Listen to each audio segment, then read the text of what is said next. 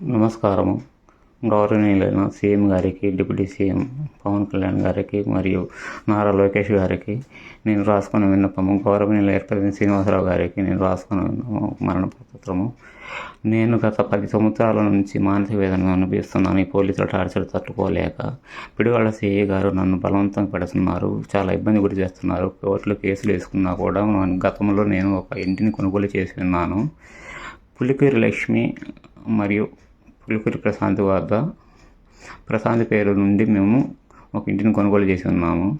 2016 మేము రిజిస్ట్రేషన్ కోసం వెళ్ళగా అది చుక్కల భూమిలో ఉన్నది, చేయటం కుదరదు అంటే మొత్తం డబ్బులు తీసుకొని విక్రయ స్వాధీన అగ్రిమెంట్ ఇచ్చి పూర్తి డాక్యుమెంట్లు మాకు హ్యాండ్ ఓవర్ చేసి 1 సంవత్సరం తర్వాత మార్కెట్ వాల్యూ పెరిగిందని చెప్పేసి ఆ రోజు నుండి రిజిస్ట్రేషన్ కాలేదని చెప్పి మమ్మల్ని ఇబ్బంది గురి చేస్తున్నారు. మేము గతంలో ఎన్నోసార్లు పోలీసులు వాళ్ళు ఆశ్రయించగా మేము కూడా మా డాక్యుమెంట్లు పరిశీలించి చూపించాము. అప్పుడు ఉన్న సిఐ హనుమంతరావు గారు మా యొక్క డాక్యుమెంట్లు మొత్తం పరిశీలన చేసి ఆమెను ఇబ్బంది గొడవ చేయొద్దు, మీరు అమ్మినారు కాబట్టి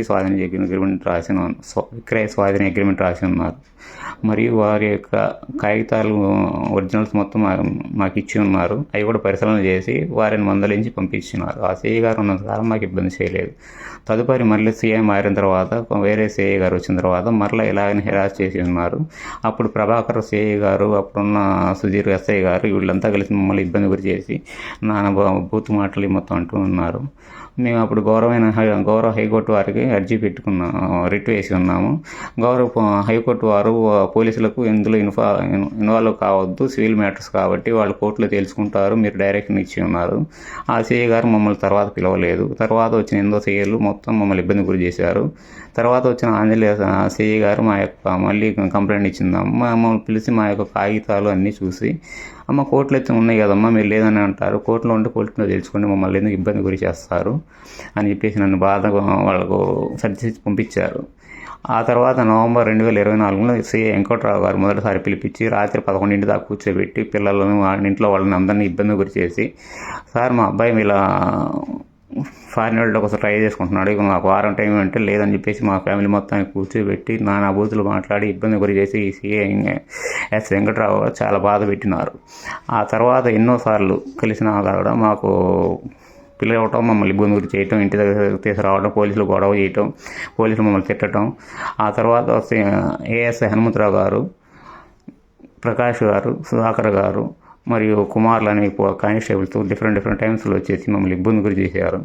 ప్రకాష్ అనే కానిస్టేబుల్ అయితే, మీరు తొరకవాళ్ళు మిమ్మల్ని ఏం చేయాలో మాకు తెలుసు, మేము ఇంట్లో గంజాయి ప్యాకెట్లు వేసి మిమ్మల్ని ఇరికేస్తాం, తమాషాలు చేస్తున్నారు, మా సిఐ గారి మీద మీరు కేసు వేస్తారు, హైకోర్టులో ఏమైంది మాకు వేస్తే మాకేం కాదన్నారు. గౌరవనీయులైన ఎస్పీ గారికి మేము పీజీఆర్ఎస్లో ఫిర్యాదు చేశాము. ఫిర్యాదు చేస్తే ఆయన కూడా మాకు న్యాయం చేయకుండా మళ్ళీ గురజాల డిఎస్పీ గారు పంపించారు. ఆ డిఎస్పీ గారు కూడా మా సిఐ గారు కలిసి మమ్మల్ని ఇబ్బంది గురి చేశారు. మేము కేసు విత్డ్రా చేసుకుంటారు లేదంటే మేము చేసుకోలేదండి. ఆ తర్వాత మళ్ళీ సిఐ వెంకటరావు గారి మీద మేము హైకోర్టు వారికి వెళ్ళాము. హైకోర్టు వెళ్తే హైకోర్టు డైరెక్షన్ ఇచ్చి ఉన్నారు, పోలీసులు ఇన్వాల్వ్ కావద్దు, సివిల్ మ్యాటర్ కాబట్టి దీంట్లో కోర్టులో కేసు నడుస్తుంది, పిడుగురాళ్ళ కోర్టులో, అక్కడ వాళ్ళు తేల్చుకుంటారు, మీరు ఎలాంటి ఇన్వాల్వ్ కావద్దని చెప్పారు. అయినను కూడా హైకోర్టు ఆర్డర్ అయితే నాకేమైంది, ఎస్పీ గారి కంప్లైంట్ ఇస్తే నాకేమైంది, ఎవరిని తెలిసి ఏమైంది అని చెప్పేసి నాకు బాగా ఇబ్బంది పడుతున్నారు. నిన్న అనగా 14/7/2016 2 కానిస్టేబుల్ వచ్చేసి ఇంటి దగ్గర వచ్చేసి తాళాలు వేసి నానా బీభత్సంగా నోటుకొచ్చిన మాట్లాడి ఇబ్బంది గురి చేసి మమ్మల్ని ఇబ్బంది హెరా చేస్తున్నారు. రేపు పొద్దున్న స్టేషన్ రాకపోతే మీ మీద ఏ కేసులు పెడతాం అది ఇదని చెప్పి భయపెట్టారు. మాకు చాలా ఇబ్బంది కలిగించారు. మేము ఏం చేయాలో అర్థం కాక నాకు మానసిక వేదన ఎక్కువైపోయింది. నా మరణానికి కారకులు పూర్తిగా పిడుగురాళ్ళ సిఐ వెంకటరావు గారు, పోలీసు వారేనండి. నమస్కారం.